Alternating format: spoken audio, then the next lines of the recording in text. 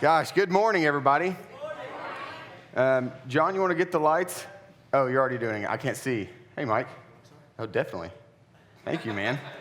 Dude, you're the man. Everybody give Mike a round of applause.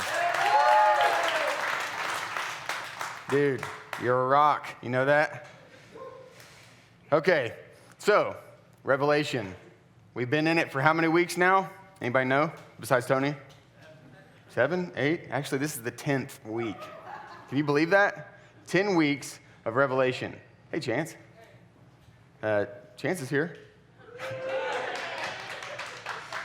So Revelation is, got this stigma about it, right? You ever heard Revelation is hard to understand, or it's difficult. It's a difficult book to really interpret, and so you should stay away from it.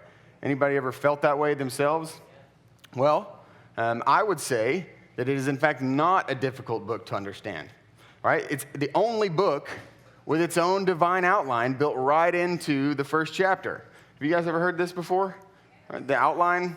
There's an outline in the book of Revelation. Jesus tells John, therefore write the things which you have seen, the things which are, and the things which will take place after this. Okay?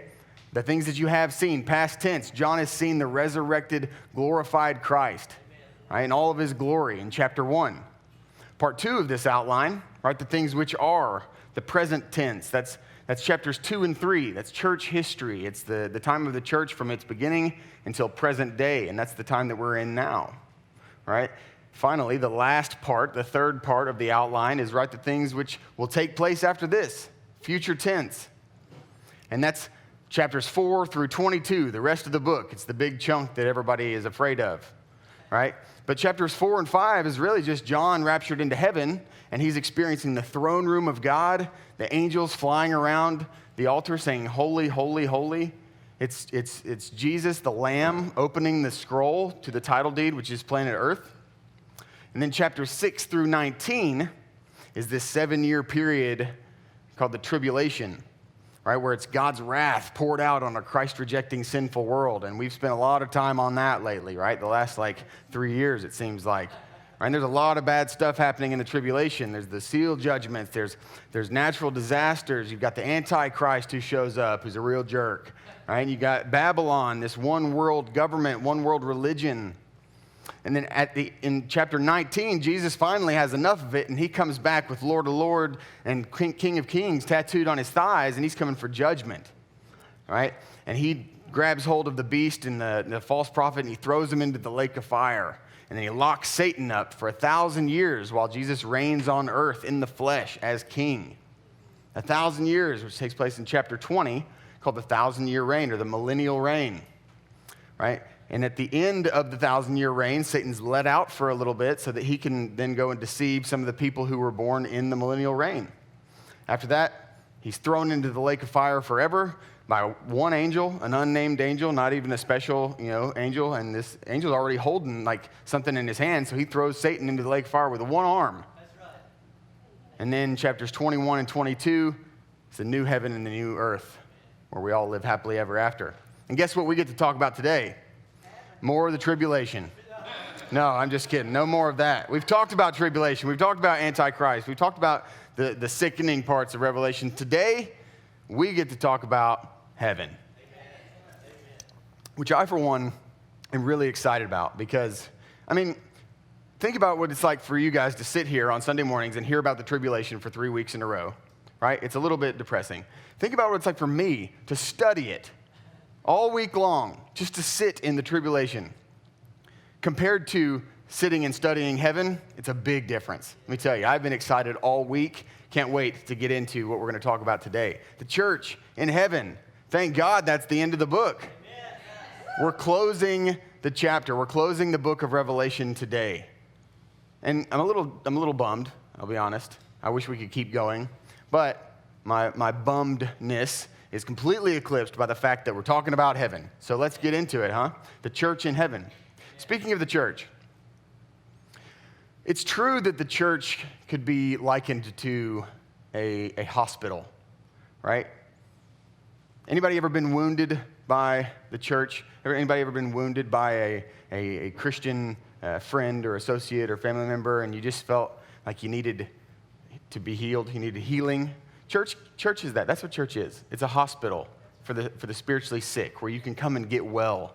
You can come and learn to love again, learn to love God and restore and redeem that relationship that you had with God. It's a healing place.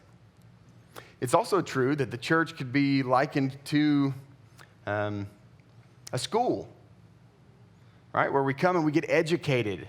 We learn about the God that we're in relationship with. Thank you, Mike. We come and we learn more about the character and the nature of God. We come and learn more about the Word, which increases our faith in the one whom we have dedicated our lives to. It's a school. Church is a school. It's also true that it could be considered a gym, right? Where you come and work out your salvation, like Paul says. It's a place where you come to get strengthened. You come to get encouraged and corrected, challenged even. This is the time where you come and you put off the works of the flesh, the things of old, and you put on Christ. You're constantly getting stronger in the faith.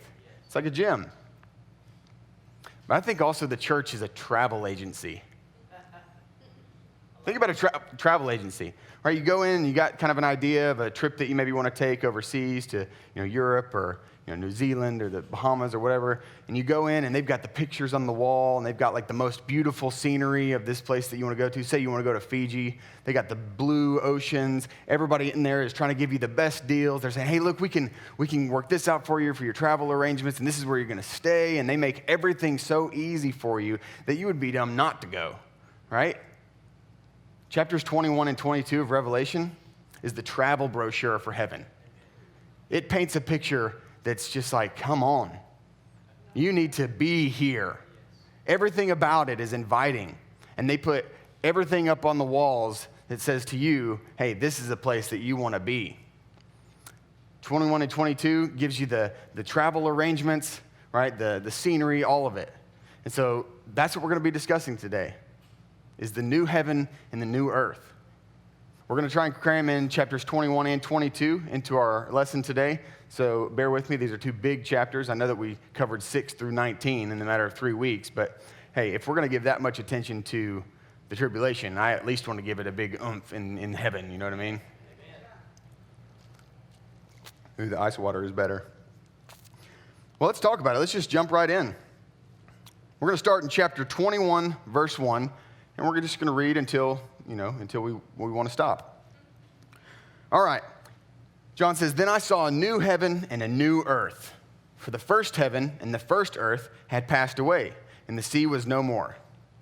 Let's stop there. That's a big verse. There was a new heaven and a new earth. The old had passed away. Now we can understand, we can come to grips with the idea of a new earth being necessary, right? This earth is polluted, right? There's factories and plants that just put up air pollution in the air, and it pollutes the air so bad that it's literally tearing a hole in the ozone layer, right, in the atmosphere of the earth.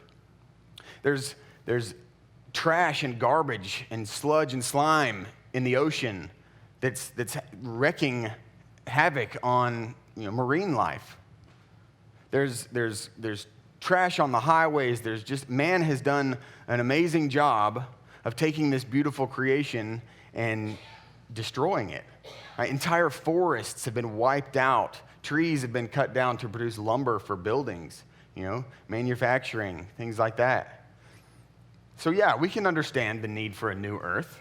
I personally would like the earth to be different. I'm good with a new earth. But a new heaven? Why a new heaven? I thought heaven was perfect. Why would God need to recreate perfection? Heaven's supposed to be the place that is perfect. Well, the Bible teaches and indicates in the Old Testament especially that heaven is also polluted. Right? Heaven is not unaffected by sin. Take a look at Job 15:15. There's just to give you a little bit of context for what's going on here in Job. Job is really getting it handed to him. Right? He's getting chastised for not having enough faith or not having the right idea of God. God's really just giving it. You have to read Job. But essentially, In this passage, it says, "Behold, God puts no trust in his holy ones, and the heavens are not pure in his sight." Okay, the holy ones here is not talking about the saints, not talking about us. It's actually talking about the fallen angels that fell from heaven. But the heavens are not pure in his sight. Why not? If you think about why the angels fell, who caused them to fall? Satan. Satan was once an archangel named Lucifer in heaven, right? But Lucifer wanted to be like God. He wanted to be like the Most High. And so he led a rebellion in heaven, which caused him and 1/3 of the angels to fall from heaven. Okay? We see the first account of sin in the Garden of Eden in Genesis 2 and 3. But that's not where it originated. Sin originated in heaven. It was the original sin. And here's the deal. That pollution stuck around because Satan has had access to heaven from the start. Yes, he fell from heaven, but the Bible says that he still had access. Well, what do you mean? In the story of Job, there's this scene. I'll paint this picture for you. Basically, Satan, who is the accuser of the brethren, right, as Paul calls him. He accuses the brothers day and night. He goes before the throne of God, and he says, "Hey, what about this guy? You think he's so holy, but he did this last night. Or what about this gal? She's supposedly written in your Lamb's Book of Life, but you should have seen who she was hanging out with the other day. Or what about this guy and what he's thinking about doing later this afternoon? What about this girl who's literally these thoughts are going through her head while she's listening to this message?" He's accusing the brothers day and night. And in Job's case, Job is a man of faith. Job is a holy man. And so Satan says, "Hey, you think your Job is so holy and so righteous, but it's only because you've blessed him so much. You've given him such, high provisions. Take all that away and he'll reject you." And so God says, "Okay, Satan, give it a shot. You can do whatever you want to do to Job, but you can't kill him." And Job's thinking, "Well, thanks a lot, God. Jeez." But long story short, he goes through this entire process of taking away everything from Job, and Job remains righteous, remains faithful, proving Satan wrong. The point that I'm making is that Satan has access to heaven because Satan is interacting with God, and that his presence alone pollutes heaven. Fortunately, there will be one day when Satan is thrown into the eternal lake of fire, and that presence will be no longer. But God's not going to let even the memory of his presence in heaven remain. He's wiping away all of it. A new heaven and a new earth. Now, there are some theologians, there are some scholars that believe that it's not necessarily going to be a new heaven and a new earth, like a brand new, but rather a refurbished earth or a refurbished heaven, So is it new or is it improved? I think the Bible makes a pretty clear case for a brand spanking new heaven and earth. Let's look at what Isaiah says in Isaiah 65. He says, this is God speaking, "For behold, I create new heavens and a new earth, and the former things shall not be remembered or come into mind." New heavens and new earth. The old won't even be remembered, right? That word create there, create. It's the Hebrew word bara. And bara is used, it's the same word used in Genesis 1, verse 1.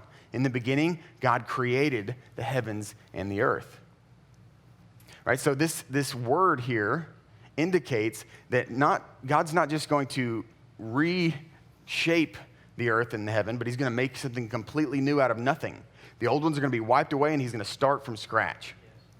And that word create from nothing. Like we have been given the ability to create things, sort of. Like God made us in his image, and God is a creator, and so he's made us to be creators. But the way that we create and the way that God creates is a little different. Like there are people who create, art pieces, right? Who paint like amazing looking paintings, and there are people who do woodworking and craftsmanship that build amazing pieces of their masterpieces. There are people who create buildings and cities, skyscrapers. but they don't really create them. You know, they take materials that already existed, that were already at their disposal, and they just put them together in a way that was, different. They reshaped it. God creates from nothing. Like nobody in this room has ever created something from nothing, right? Anybody? No, I don't. If you have, we got to have a conversation later because I want to hear about that. But it's like, even this water here, I didn't create it, and even Mike didn't create it, right? It was materials that already existed, and so only God, exclusively God, has the skill, the ability to create from nothing. And so that's what's happening here.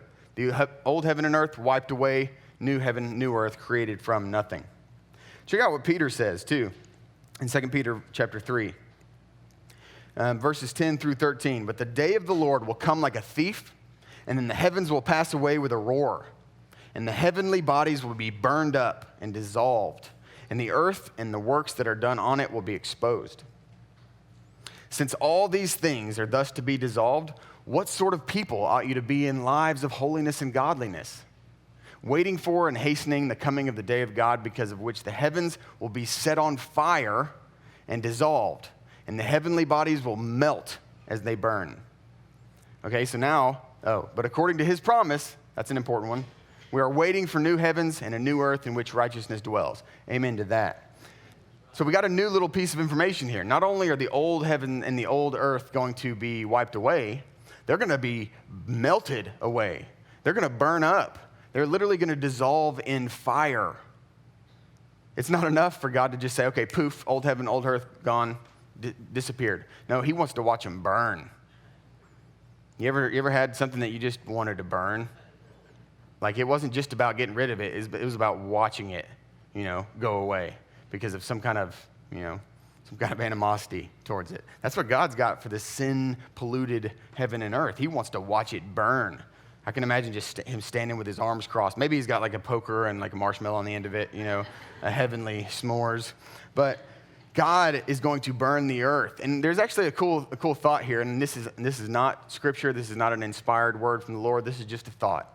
There's research about what happens when an atom is split. You guys know what atoms are? Atom is like they make up matter, right? You got the nucleus and the proton and the neutron and the electron and the physitron and the molecular electron, whatever.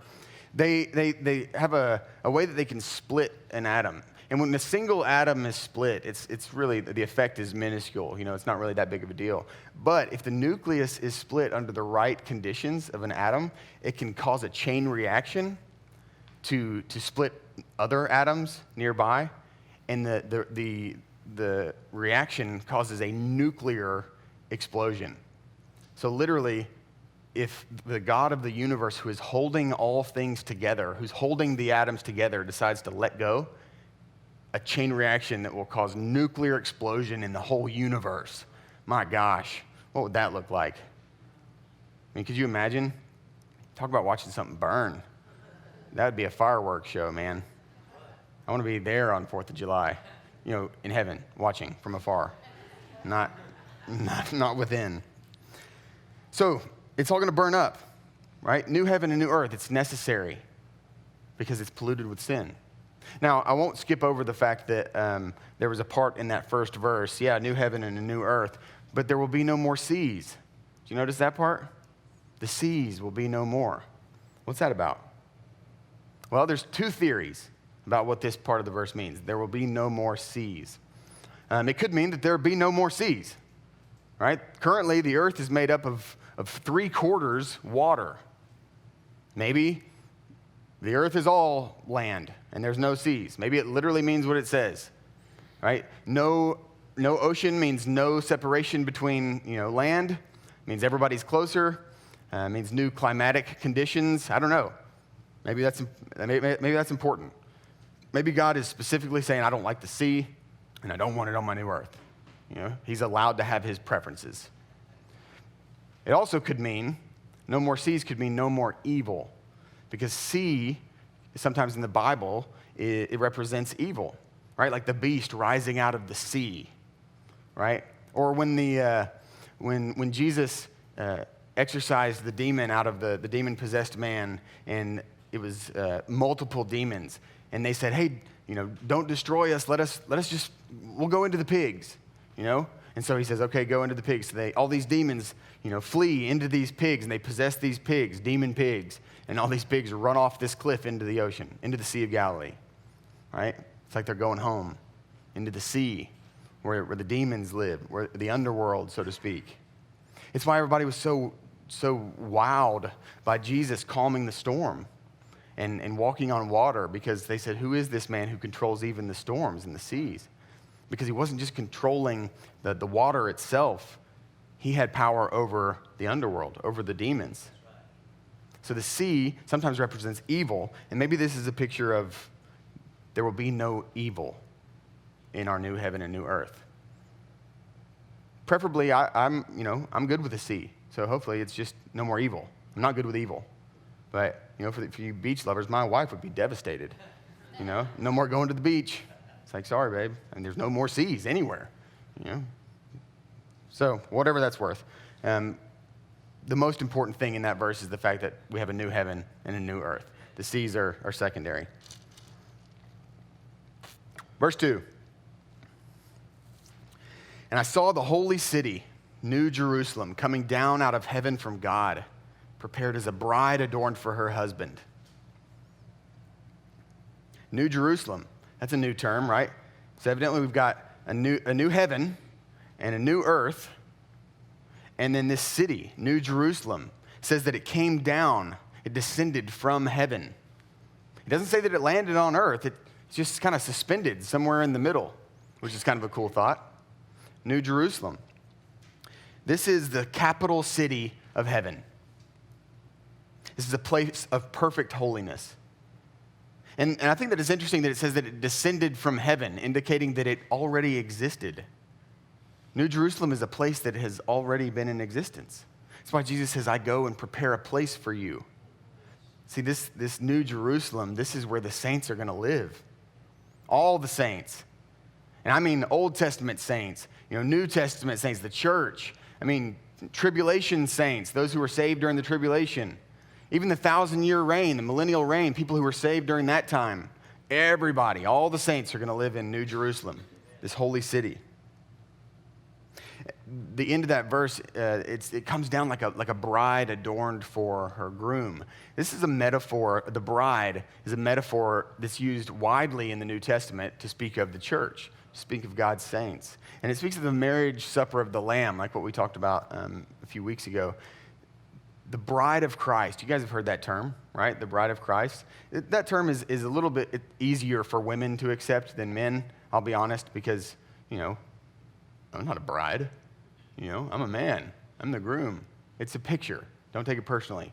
It's a picture. It's meant to display like we are in a covenant relationship with God. He is the bridegroom. We are the bride. The church is the bride of Christ. And what's interesting about the marriage supper of the Lamb, the wedding ceremony of the Hebrew culture, is super interesting. There's 3 phases to a Hebrew wedding, right? The first phase is the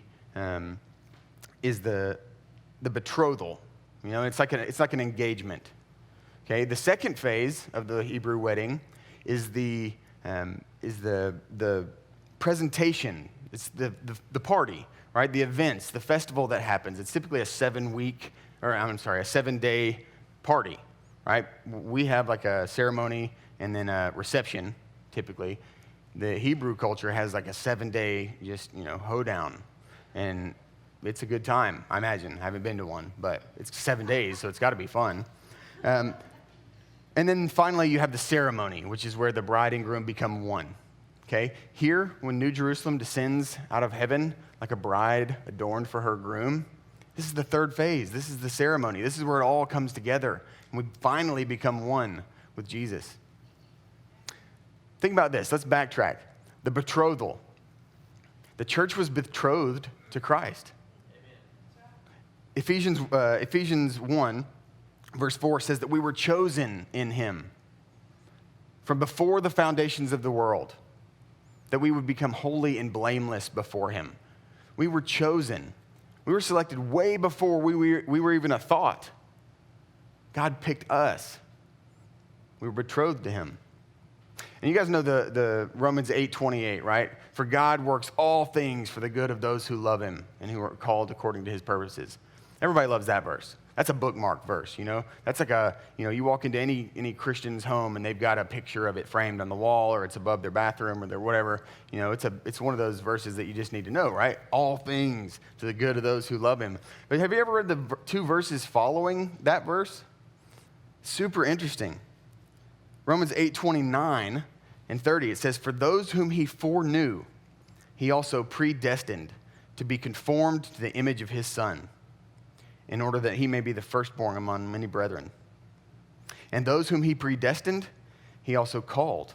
And those whom he called, he also justified. And those whom he justified, he also glorified. How cool is that? That we were chosen from before the foundations of the world. We were predestined to be with God. He chose us. And those whom he called, he justified. That's what we're doing now in this life. We're being justified freely. We're working out. We're becoming more like him. And those whom he justified, he glorified in heaven, finally. So cool. God chose us. Now, I'm not using this as a time to get into the theological debate of whether or not, God chose us, predestination, election versus we choose God, free will, man's responsibility. Not getting into that. The short answer is yes. Did God choose us or did we choose him? Yes. Both and. That's the short and sweet answer. The Bible teaches both, so they're both true. That's all I got to say. Moving on. Let's talk about what we know about the New Jerusalem. I've got 10 facts here that we can see from Revelation 21 and 22 that tell us what heaven's going to be like, right? Like I said, this is a travel brochure. So these are the exciting things that we have to look forward to about this, this journey that we're on, this destination that we're heading to. Praise God that he even gives us a clue of what it's going to be like, right? I'm excited. All right, so the first thing that I want you to know that we can know about heaven is that it's God's dwelling place. Verse 3, and I heard a loud voice from the throne saying, behold, the dwelling place of God is with man. He will dwell with them, and they will be his people, and God himself will be with them as their God. Yes, amen. Paul says that we see through a glass dimly lit, right? Like we don't have the full picture of God. Things are a little unclear, a little fuzzy. Right? We don't always hear clearly from God. You ever pray something and you feel like you don't know if you got an answer? Or maybe you feel like you got an answer, you just don't really know what it was? Or maybe you feel like, I prayed to God and he definitely said something, I just don't really know what it means. It's fuzzy, right? It's not clear. Or you're looking for God's direction in your life, and you're like, is this a door that I'm supposed to walk through? Or is this a door that I'm supposed to walk through? I've got all these options, God, which one is the right door to walk through? Things are fuzzy, things are clear. We're looking through a glass dimly lit. Guess what? In heaven, it's God's dwelling place. He lives there. There is no more dimly lit glass. We get to see with clarity. We get to see with perfection. We get to have a conversation with God and hear him talking back to us. It's like, God, what do you want me to do? Do this. Great. That's what it's going to be like. No more fuzz, no more unclearness, no more, lack of clarity. We get to be in the dwelling place of God.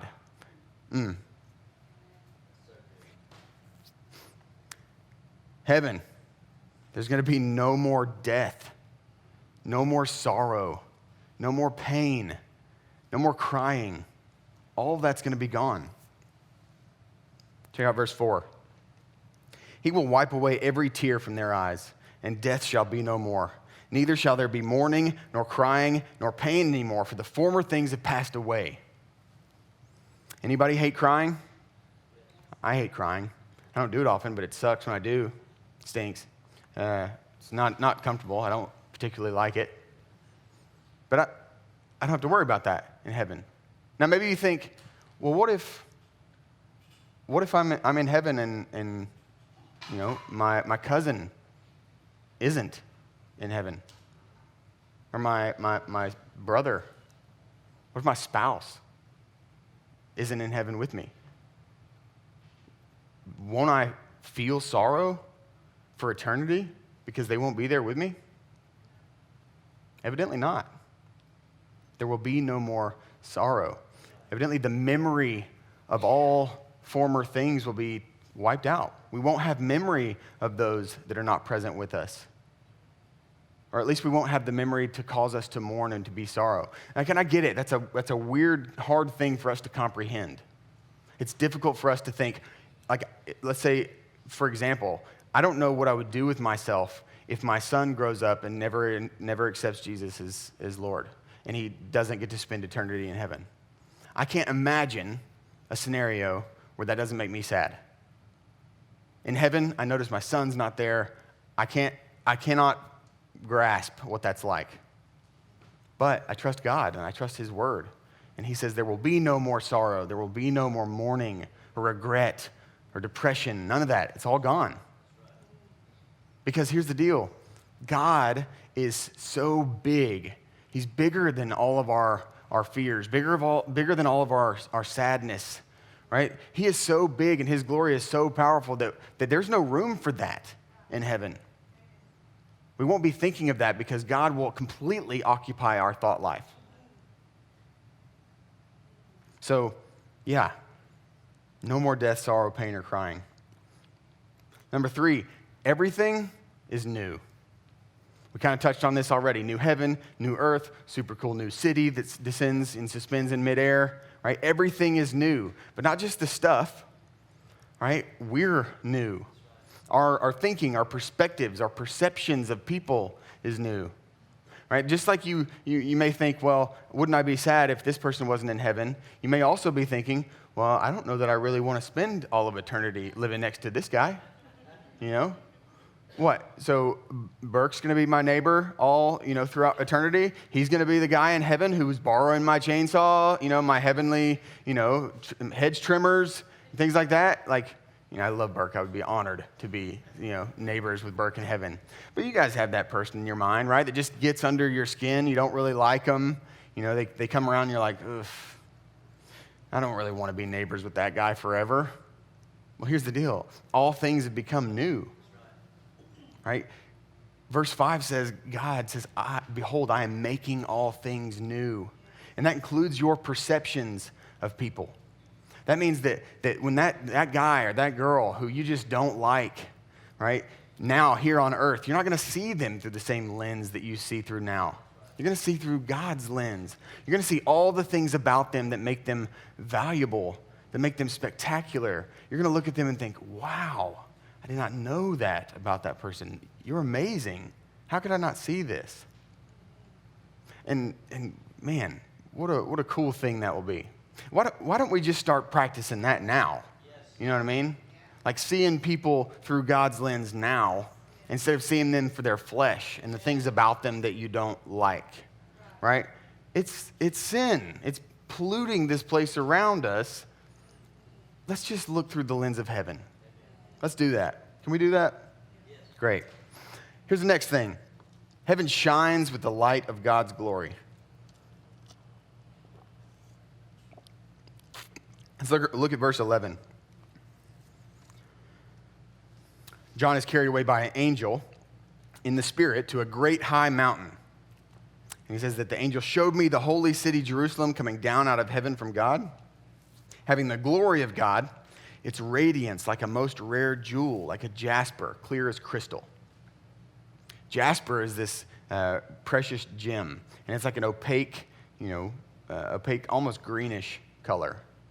But here, John says that it's clear as crystal.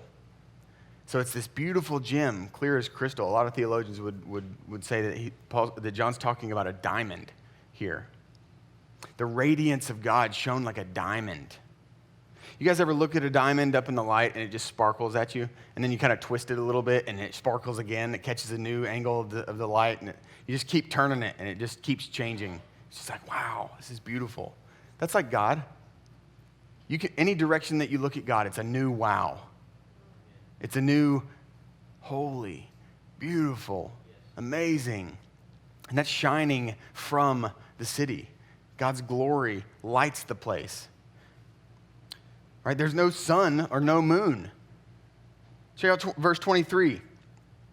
The city has no need of sun or moon to shine on it, for the glory of God gives it its light, and its lamp is the Lamb. How about that? There's no sun and no moon. God lights up the whole place because God is light. And the cool thing about that is, like, the sun, right? We see the sun up in the sky and it's shining down on us and it gives us our light. But if we're standing here and the sun is shining here, what's right here? A shadow. We're blocking the light and it's causing a shadow on the ground. It's causing darkness. There's no sun in heaven because God lights the place from within. That means there's no shadows. There is no darkness. You cannot stand in the way of God's glory. He's everywhere. He's big. His light is bright, and there is nowhere that you can go where there'll be even a speck of darkness because God's light shines from within him. Verse 25 says that the gates will never be shut by day, and there will be no night. So guess what? The gates are always open? Yeah. And there's no nighttime. No more headlamps. No more flashlights. You know? I don't know if that means no more sleeping, but my son Urban would love that. Number 5, New Jerusalem is big enough for all the saints to live in. It's a big city. Let's just look at how big. Verses 15 and 16. And the one who spoke with me had a measuring rod of gold to measure the city and its gates and walls. The city lies 4 square, its length the same as its width. And he measured the city with his rod, 12,000 furlongs. Its length and width and height are equal. You're like, whoa, 12,000 furlongs? What's a furlong? Furlong is this ancient term of measurement that just means, you could look at 12,000 furlongs, and that equals about 1,400 miles. Wow. So this city is 1,400 miles wide, 1,400 miles long, and evidently 1,400 miles high. You're thinking, wow, okay, what's 1,400 miles look like? Okay, so if you go out of, let's say you hop on I-40, headed towards California, you drive out of Tennessee, cross through Arkansas, Oklahoma, Texas, Nevada, and right as you cross over into Arizona, boom, that's 1,400 miles. You want a picture? Let's look at it. This is a view of the United States, and that line is the path down I-40. That is a 1,400-mile stretch. Exactly, because I got it off of Google Maps. 1,400 miles. So that means, go ahead and go to the next picture. This is a 1,400-mile square. That's almost 2 million square miles of real estate. That's the New Jerusalem. New Jerusalem is that big. I mean, there's like 10 states that fit in that square, and that's just one city called New Jerusalem. It's a big city. That thing's just hanging in the air. We wouldn't want to be standing under it. Another cool thing about this city is that it's surrounded by a great wall with 12 gates. All right, verse 12 tells us a little bit about this. It had a great high wall with 12 gates, and at the gates, 12 angels. And on the gates, the names of the 12 tribes of the sons of Israel were inscribed. 12 gates. And I'll have you know, too, that not one of these gates is the Apostle Peter standing at. St. Peter standing at the pearly gates, inviting you in. You ever heard those jokes, right? That starts off with Peter at the pearly gates. No, he's not there. It's just angels, right? But these gates, man, let's take a look at these gates. Verse 17 verse 21. And the 12 gates were 12 pearls, each of the gates made of a single pearl. Heard the term pearly gates? That's accurate. But maybe what you didn't know is that it's one single pearl. So this is a 1,400-mile high pearl. One pearl. And there's 12 of these gates. Isn't that amazing? Talk about majestic. And the wall, right? The wall, verse 17. He also measured its wall, 144 cubits by human measurement. 144 cubits. That's 216 feet. Okay? Now, I thought you said that it was 1,400 miles high. Yeah, I did say that, and I meant it, because this is not talking about height. This is talking about width. This thing is 216 feet thick. What a freaking wall, man. 1,400 miles high and 216 feet thick. Nobody's knocking that wall down.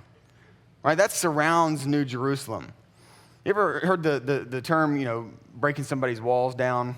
Like you got to be in a relationship with people until their walls come down. Right? You may be able to get in relationship with somebody and break their walls down. You may be able to break my walls down. You spend enough time with me, but you're not breaking God's walls down. These things are fat. My gosh. There's nothing getting over those walls, and there's definitely nothing breaking through them. God is serious about what enters heaven. Thankfully, we get to walk through those open gates. The walls mean nothing to us because we've got a way in. 12, take your pick. Number 7, it's true. The streets are paved with gold. You've heard that one, right? Streets paved with gold. Anybody get the impression of like you're in heaven and you're walking kind of on the yellow brick road, right? And it's just shining with this lovely like yellow sparkly gold. Well, that's where you're wrong. Let's look at the referring verse here. Verse 21. And the street of city was pure gold, like transparent glass. Evidently, this gold is such a pure composition that it's crystal clear. It's a clear gold. You can see through it. God's glory shines through it. God's glory even passes through the ground that you walk on. That could be kind of trippy too, walking on like glass, looking down, suspended in midair. A little weird, but you should be encouraged by the size of the walls, right, and the gates. This is an unbelievably beautiful city.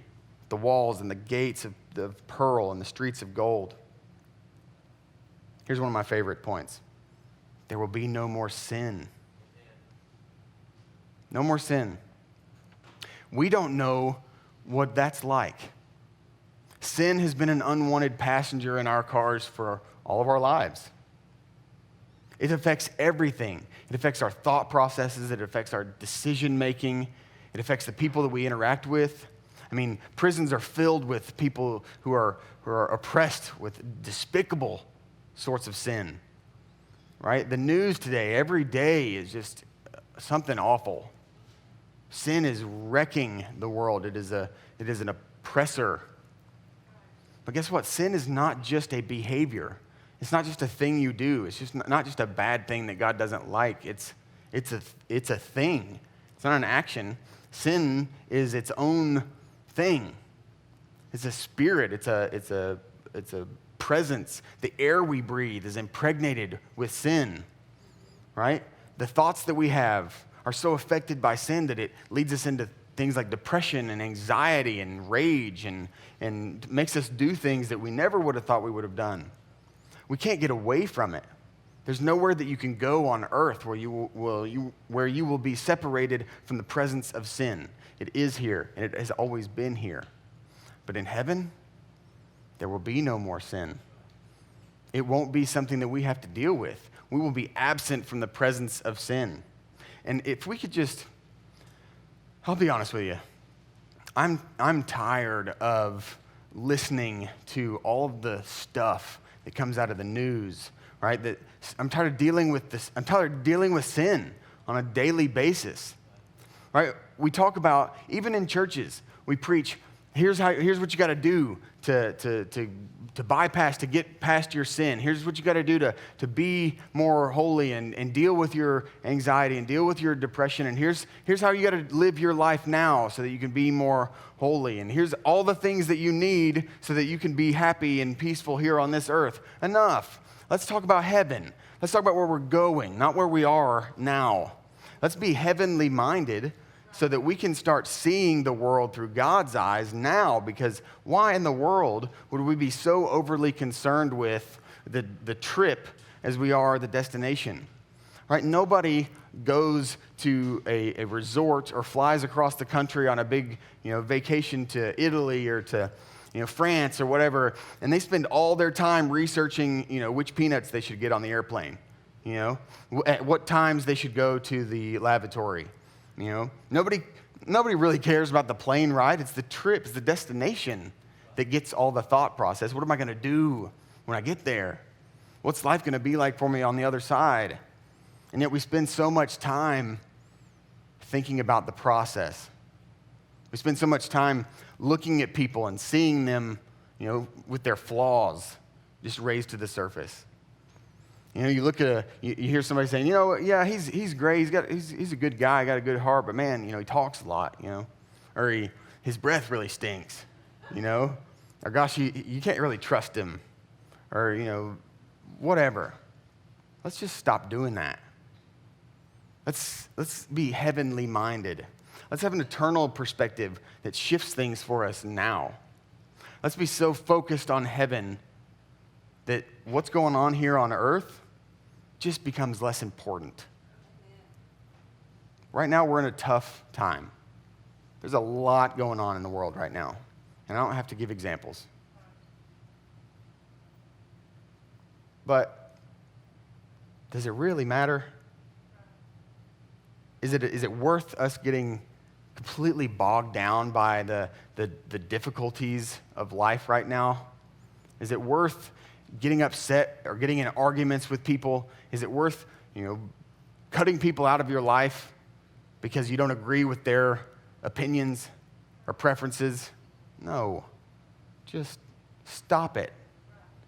Let's just see the world, see this life through our eternal perspective, and it's going to cause us to see things differently. It's going to cause us to be in preparation mode. Let's practice living like we will live in New Jerusalem, because you will get closer to God if you begin to apply that sort of thinking to your life now. When you see other people the way that God sees them, not only does that draw you closer to them, it draws you closer to Him. Because He made them, and He loves them, and He wants you to see what He sees, just like you would want them to see what He sees in you. Isn't that something you always want? You always want to pick the things out in people that are wrong with them, but you want people to see you for your intentions, your heart. We judge people based on what they do, but we want people to judge us based on what our intentions are. Don't worry about what I did, but I've got a good heart. You know my heart. I can't tell you how many times I've heard that. You know my heart. It's like, but your mouth is the thing that just offended me.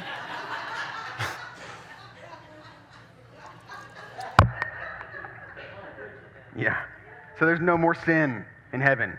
Praise God. No more sin. That's coming soon. Here's a cool thing. That's not so cool. Are we good, Kenny? I feel like I've got this sort of reverby, echoey thing going on here. Everybody good with it? Anybody super distracted besides me? Okay. Here's the cool thing. Knock, knock, knock on heaven's door. Okay. The cool thing that's happening. Number 9, the tree of life is back. You remember the tree of life? Remember that guy? In the Garden of Eden? That's one of the first things that we see. What in the world is going on with this thing? Hello? Oh, I got water on it. Finally, the last sermon of the series, and I get water on my mic. Is this better? Okay. Make sure that goes through the video feed, Kenny. Thank you. These are the things that you got to think about. Okay, let's rewind. You guys want to know something cool? Number 9, the tree of life is back. You guys remember the tree of life? It's the thing that God planted in the Garden of Eden that gave life to everything. We could eat freely of it. Well, not we. Adam and Eve could eat freely of it. An interesting thing. Let's go ahead and read about it. And we're actually moving into chapter 22 at this point. Chapter 22, verse 1. Then the angel showed me the river of the water of life, bright as crystal, flowing from the throne of God and of the Lamb. through the middle of the street of the city. Also, on either side of the river, the tree of life with its 12 kinds of fruit, yielding its fruit each month. And the leaves of the tree were for the healing of the nations. No longer will there be anything cursed, but the throne of God and the Lamb will be in it, and his servants will worship him. The tree of life. You know, the Bible could be, it could be considered to be a tale of three trees. You've got the first tree, which is the tree of life. All right, the tree of life. It was seen at the beginning of human history. Right, that's where we see it the first time. Seen at the beginning, and we're going to see it again at the end of history. It was planted in the Garden of Eden and then transplanted into the New Jerusalem. It was rejected in the Garden of Eden, but we will eat freely from it for eternity in the New Jerusalem. The tree of life, man, it's back. The second tree, the tree of the knowledge of good and evil, that pesky tree. God said, hey, Adam, you do what you want, man. Everything in this world is yours to do what you will. Eat of any tree in the garden, except that one. Don't eat from that one, because on the day that you eat of that one, you shall surely die. Okay, anybody have young kids? You say, hey, you can play with any of these toys, except for that one. What's going to happen next? You're going to beeline straight for that toy and pick it up and look at you the whole time. I'm touching it. That's Chapel. Yeah, that's Chapel. She'll go. And what am I going to do? Spank her? She's friggin' cute. Anyways, so God made this tree of the knowledge of good and evil forbidden, and yet man blew it. Adam and Eve blew it. Why? Why? Why is a good question. Why God even put that tree there? I mean, you could have just not planted that tree, and then everybody would be good. Adam and Eve would have never sinned. They never would have rebelled. We never would have had to deal with sin. I mean, gosh, what's the deal? Well, here's the deal. God is a God of love. He's a loving God. He is love. But love is a choice. So without the option to not love, it's not really love. God had to create an opportunity for them to reject him. Otherwise, it would never be true love. Otherwise, we would be just a bunch of robots with no option to not love God. So God had to plant this tree. He had to say this is forbidden to give the ability for love to exist. Right? It's like, what is light without darkness? How do we know when it's dark if we didn't know what light was? Right? How would we know that we were hungry if food wasn't a necessity? Right? You don't know what love is until you have the opportunity, the ability to not love. And yes, God is a perfect God and a just God and righteous, and in his perfection, he cannot tolerate sin. But he is a loving God, and he loves man and desires to be in a relationship with man. But Adam and Eve, they blew it. They made a grave mistake, and it cost them dearly. And maybe you're thinking here, what if I've made a grave mistake? What if I've rebelled against God? What if I blew it? Well, then you go to the third tree, the tree of Calvary. God is clever. God, he had a solution for this problem long ago.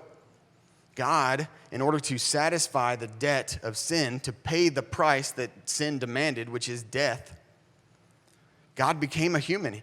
The Creator entered his creation in the form of an infant baby, and that baby grew up and lived a life of perfection, of perfect relationship with God. The only person in human history that was born both spiritually alive and physically alive who maintained his spiritual life until the end. So the only person in human history who did not deserve the penalty of sin, which is death, willingly gave his life so that he could cover the debt, so that our expense could be paid for, and that we could have opportunity to be reconciled to God forever. And that sacrifice, that price that he paid on the cross, the tree of Calvary. It is that moment in history, that single greatest moment in history, that made all of this possible, that made 21 and 22 of Revelation beautiful, what it is. Because if Jesus hadn't have come and sacrificed his life for you, that big 2 million square mile city would be empty. But guess what? It's not. It's populated by the saints. And here's the other thing. If you're not one of the saints, the last point that I want to say is that you're invited. You are invited. This is a journey that we're going on together. The destination is glorious. Come with us. The end of Revelation, right? This is what the Bible has to say about it. The Spirit and the bride say, "Come." And the one who hears says, "Come." And let the one who is thirsty come. Let the one who desires take the water of life without price. It's freely given. Check out what Jesus says. "Surely I am coming soon." Amen. Come, Lord Jesus, come. We're ready. Ready for heaven. Ready for all of this to be over with. No more tribulation. No more, no more of it. I'm ready. So let's live like we're ready. Right? And I'll just close with the way that John closes the Bible. The last verse in Revelation. The grace of the Lord Jesus be with all. God, let that be our lifestyle now that we have understood why you've allowed us to go through this life the way that we have. Why sin has entered the creation, why we have been so oppressed by it for so long, why it has existed in the first place. It's to give us the option to choose you, to give us the ability to reciprocate our love for you, because you loved us first, and you displayed that love on the cross. God, thank you for the invitation. Thank you that you've gone and prepared a place for us. Thank you that we have the ability to spend eternity in your dwelling place with you forever. God, thank you for the book of Revelation. It's such a beautiful book. It's not difficult and not confusing, but God, it's encouraging and it's just beautiful. You are an amazing God. Let our lives reflect the fact that we believe that. Help us to be eternally minded, God, and heavenly focused. And God, let's just get that old phrase, so heavenly minded that they're no earthly good, out. Because we're no earthly good if we're not heavenly minded. God, if there's one thing that I just pray that you would implant on everyone's heart and soul today, is that our life lived here on earth is not other than, it's not separate from eternity. We are living in eternity now. God, give us grace to live it with your eyes and see the world and see the people in it through your eyes, and let it change us from the inside out. We love you, God. Amen.